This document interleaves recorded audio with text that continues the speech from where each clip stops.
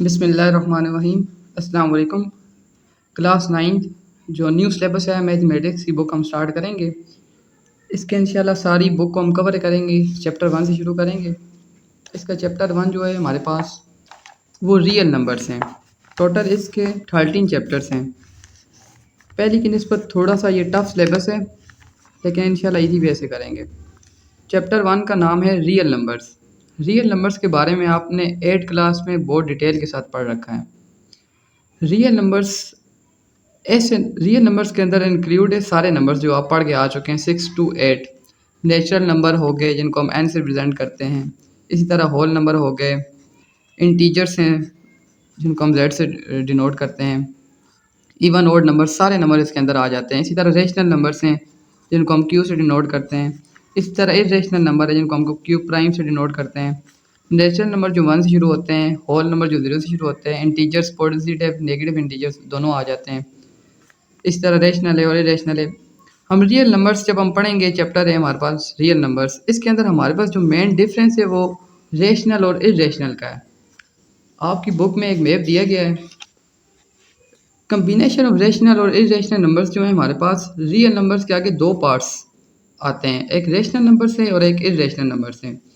यहाँ इसका मैंने मेन एक डिफरेंस बहुत ईजी वे से आपके लिए तैयार किया हुआ है।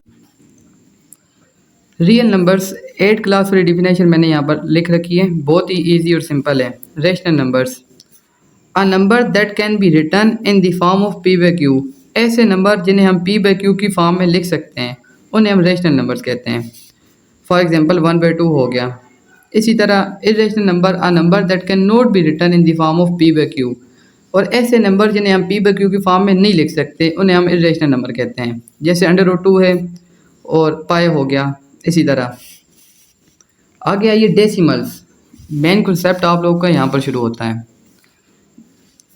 अगर ये कॉन्सेप्ट आप लोगों ने सही समझ लिया तो 1.1 का क्वेश्चन 1 सॉल्व करना इजी हो जाएगा। अब ये 9 का लेवल शुरू हो चुका है। डेसिमल्स को जब हम सॉल्व करते हैं, बाय को हम सॉल्व करते हैं और पॉइंट में जब आंसर हमारे पास आता है तो उसको हम देखेंगे। देखें उसकी 3 तरह की कंडीशनें हो सकती हैं। उसकी पहली कंडीशन का जो आंसर है ना, अगर हमने एक बाय को सॉल्व किया एक फ्रैक्शन को और उसका आंसर हमारे पास आया पॉइंट की शेप में और वो टर्मिनेट कर गया, यानी टर्मिनेटिंग से ये मुराद है कि उसके जो डिजिट्स थे वो मज़ीद आगे नहीं बढ़ रहे, रुक गए। जैसा कि 0.5 हो गया, 1.2 हो गया, इसी तरह ये 3.75 है। इसे हम कहते हैं टर्मिनेटिंग। टर्मिनेटिंग को समझिए, टर्मिनेट करना क्या होता है। टर्मिनेट ये होता है कि जब हम सोल्व करते हैं पॉइंट के बाद डिजिट रुक जाए तो उसे हम कहते हैं कि ये टर्मिनेट कर गया है। तो इन नंबर्स को हम टर्मिनेटिंग नंबर्स कहते हैं और टर्मिनेटिंग नंबर्स रेशनल नंबर के अंदर एग्जिस्ट करते हैं। इसी तरह डेसिमल की एक और कंडीशन आती है हमारे पास, नॉन टर्मिनेटिंग। नॉन टर्मिनेटिंग 2 तरह की हैं। एक नॉन टर्मिनेटिंग एग्जिस्ट करता है रेशनल नंबर के अंदर और एक नॉन टर्मिनेटिंग एग्जिस्ट करता है इरेशनल नंबर के अंदर। यही मेन डिफरेंस है यहाँ पर। ये छोटा सा कॉन्सेप्ट ज़रा तवज्जो दीजिएगा। अच्छा, नॉन टर्मिनेटिंग रिपीटिंग देखें ज़रा। रिपीटिंग से क्या मुराद है? देखिए, नॉन टर्मिनेटिंग एक रिपीटिंग जो है ना, यानी पॉइंट के बाद जो डिजिट है बार बार वो रिपीट हो रहा है। जैसा कि 0.666 रिपीट हो रहा है, so on up to so on. तो आपको यहाँ पर रिपीट नज़र आ रहा है डिजिट 66। तो इसको हम कहते हैं कि ये नॉन टर्मिनेटिंग है। नॉन टर्मिनेटिंग से मुराद ये है कि आगे डिजिट तो बढ़ रहा है लेकिन रिपीट होके बढ़ रहा है, तो इसे हम नॉन टर्मिनेटिंग रिपीटिंग कहते हैं। आपकी बुक पे यहाँ पर जो टर्म यूज़ हुई है वो रिकरिंग हुई है, मैंने रिपीटिंग कर दिया उसको सिंपल वर्ड्स में। तो नॉन टर्मिनेटिंग रिपीटिंग जो है वो एग्जिस्ट करता है रेशनल नंबर्स के अंदर। अब नॉन टर्मिनेटिंग में डिफरेंस देखिएगा ज़रा। एक और नॉन टर्मिनेटिंग हम पढ़ते हैं। अब ये जो दूसरा नॉन टर्मिनेटिंग है ना, ये नॉन रिपीटिंग है जो कि इरेशनल नंबर की कैटेगरी में आता है। इसको ज़रा देखिए, 0.509876 इस तरह। अब देखें डिजिट आगे तो बढ़ रहे हैं, नॉन टर्मिनेटिंग तो हैं, लेकिन ये सेम नहीं है, यानी नॉन रिपीटिंग है ये। तो इस तरह के जो हमारे पास नंबर्स होंगे ये इरेशनल होंगे। पहली कंडीशन हमने पढ़ी भी, टर्मिनेट कर जाता है वो भी रेशनल नंबर होगा, और जो नॉन टर्मिनेटिंग रिपीटिंग है वो भी रेशनल नंबर होगा। मेन डिफरेंस यहीं पर है। और जो नॉन टर्मिनेटिंग नॉन रिपीटिंग होंगे वो इरेशनल नंबर्स होंगे। आगे हम अंडर रूट के नंबर्स की तरफ चलते हैं। अच्छा, अंडर रूट के नंबर्स एक जो परफेक्ट स्क्वायर होंगे हमारे पास वो भी रेशनल नंबर की कैटेगरी में आएंगे। परफेक्ट स्क्वायर से मुराद √9 है, √25। जैसा कि आप देख सकते हैं भाई, ये 3 का स्क्वायर हो जाएगा और ये से काट जाएगा, सिंपल 3 आ जाएगा। और 3/1 यानी ये p/q की फॉर्म बन गई है। तो इसको हम कह देते हैं कि ये रेशनल नंबर है। जो परफेक्ट स्क्वायर्स होंगे हमारे पास वो भी रेशनल नंबर्स होंगे, और जो परफेक्ट स्क्वायर्स नहीं होंगे जैसा कि अंडर रूट 2 अंडर रूट 3 हो गया, तो ये सारे हमारे पास इरेशनल नंबर्स होंगे। ठीक है, अब हम एक्सरसाइज 1.1 का स्टार्ट करते हैं। हमारे पास क्वेश्चन नंबर 1 जो है उसको हम समझते हैं। कहता है identify each of the following as a rational और इरेशनल नंबर। कहता है आइडेंटिफाई कीजिए कि कौन से नंबर्स रेशनल है और कौन से इरेशनल है। आइडेंटिफाई मीन पहचानिए, पहचान कर दी हमने। तो इसका पार्ट नंबर 1 जो है क्वेश्चन नंबर 1 का, वो हमारे पास देखे क्या है। कहता है 2.353535। आप ज़रा गौर करें तो पॉइंट के बाद जो डिजिट हैं वो रुक गए हैं, और मैंने आपको बताया था जो पॉइंट के बाद डिजिट रुक जाए तो वो टर्मिनेट होता है, जैसे कि मैंने यहाँ पर आपको बताया था। भाई टर्मिनेटिंग जो है, टर्मिनेट करना, पॉइंट के बाद रुक जाना, टर्मिनेटिंग नंबर्स जो हैं ये रेशनल नंबर्स के अंदर एग्जिस्ट करते हैं। तो इसी तरह ये पहला पार्ट जो है ये रेशनल नंबर्स होगा।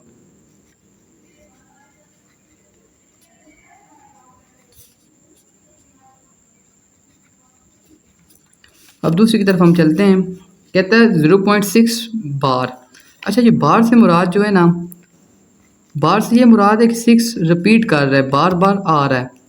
तो मैंने आपको बताया था भाई, अब देखें नॉन टर्मिनेटिंग तो है भाई, बार बार नंबर चल तो रहा है लेकिन रिपीटिंग भी है साथ। नॉन टर्मिनेटिंग रिपीटिंग नंबर्स जो होते हैं ये भी रेशनल होते हैं, तो ये भी रेशनल नंबर होगा। इसी तरह आप देखिए इसका तीसरा पार्ट, हमारे पास अंडर रूट 7 है। मैंने आपको बताया था भाई अगर परफेक्ट परफेक्ट स्क्वायर हो, यानी अगर यहाँ पर हम एग्जांपल लेते हैं ना, अंडर रूट 9 होता है जैसा कि, या 25 होता, तो ये परफेक्ट स्क्वायर होता, तो 5 का मैं स्क्वायर लेता तो सिंपल मेरे पास 5 आ जाता। तो इसको मैं कह देता कि ये हमारे पास रेशनल नंबर है, क्योंकि ये P/Q की फॉर्म में आ जाता है। लेकिन अब हमारे पास 7 है, इसका कोई परफेक्ट स्क्वायर नहीं है और इसको P/Q फॉर्म में नहीं लिखा जा सकता, तो ये इरेशनल नंबर है।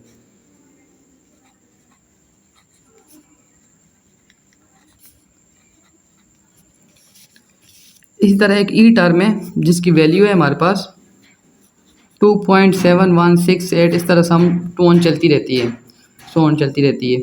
अब देखें आप भाई, ये जो नंबर है ये नॉन टर्मिनेटिंग है लेकिन नॉन रिपीटिंग है साथ ही, यानी कोई रिपीट नहीं कर रहा। तो ये नॉन टर्मिनेटिंग और नॉन रिपीटिंग जो है ये एग्जिस्ट करता है इरेशनल नंबर के अंदर, तो ये भी इरेशनल होगा,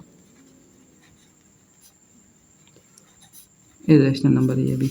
इसी तरह पाए, पाए के बारे में आप जानते हैं भाई, पाए की जो वैल्यू होती है हमारे पास ये 22/7 होती है। जब हम इसे सॉल्व करते हैं, डिवाइड करते हैं, या कैलकुलेटर में आप डालें इस टर्म को, तो ये 3.14 और आगे इसी तरह देता है, यानी ये नॉन टर्मिनेटिंग और नॉन रिपीटिंग है।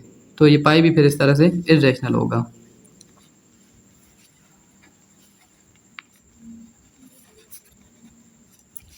अब यहाँ पर आइए ज़रा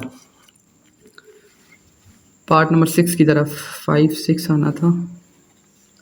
अच्छा देखिए, 5 प्लस अंडर रूट 11, 5 के अंदर ऐड हो रहा है, इस चीज़ को समझिएगा ज़रा। 5 के अंदर ऐड जो हो रहा है वो अंडर रूट 11 है, जो कि परफेक्ट स्क्वायर नहीं है, तो इस तरह से ये भी इरेशनल होगा।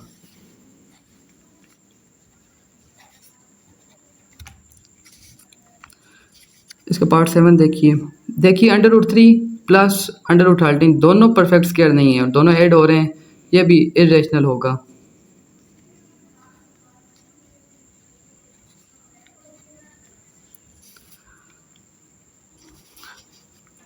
15/4 को हम डिवाइड कराते हैं, पहले कैलकुलेटर की मदद से कर लीजिए या ऐसे सिंपल आप कर सकते हैं। 5 3 12 3 आ गया, पॉइंट लगाया, 0 बढ़ा लिया। 7 28 होता है, 2 बच गया, पॉइंट लगाया हुआ हमने, एक और 0 लगा लिया। तो देखिए ये हमारे पास 3.75 आया है, यानी पॉइंट के बाद जो डिजिट है वो टर्मिनेट कर गया है। तो टर्मिनेटिंग जो होता है ये रेशनल नंबर्स होते हैं, तो इस तरह से ये हमारे पास रेशनल होगा। अच्छा, अब इसका लास्ट पार्ट हम सॉल्व करते हैं। तो देखिए ये इसको थोड़ा सा सोल्यूशन करना पड़ेगा, सिंप्लीफाई करना पड़ेगा। आपको ये यकीनी तौर पर फार्मूला आता होगा, a+b और a-b ये इक्वल होता है a² - b²। इसी फार्मूले को हम यहाँ पर यूज़ करते हैं। देखिए स्टूडेंट्स, इसी तरह फिर ये 2 का स्क्वायर हो जाएगा और ये फिर माइनस √2 का भी स्क्वायर हो जाएगा। 2 का स्क्वायर 4 आ जाएगा, माइनस या 2 कैंसिल हो जाएगा तो हमारे पास सिंपल 2 आ जाएगा। 2/1 एक p/q की फॉर्म है, तो इस तरह से हमारे पास ये रेशनल नंबर होगा।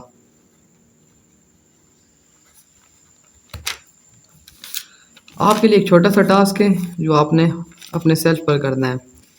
मैं आपको थोड़ा सा ऐसे एक्सप्लेन कर देता हूँ। इसका पार्ट ए देखिए ज़रा, इसका यस नो में आपने आंसर देना है और अगले लेक्चर में मैं ऐसे सोल्यूशन भी इसका बता दूंगा। देखिए √9 इज़ अ रियल नंबर, ये आपने बताना है कि है कि नहीं। इसी तरह आगे दिए गए हैं, आपने बताना है। आप कमेंट में बता सकते हैं और अपना लिख कर भी रख सकते हैं और अगले लेक्चर में चेक भी कर सकते हैं। ठीक है, अल्लाह हाफिज़।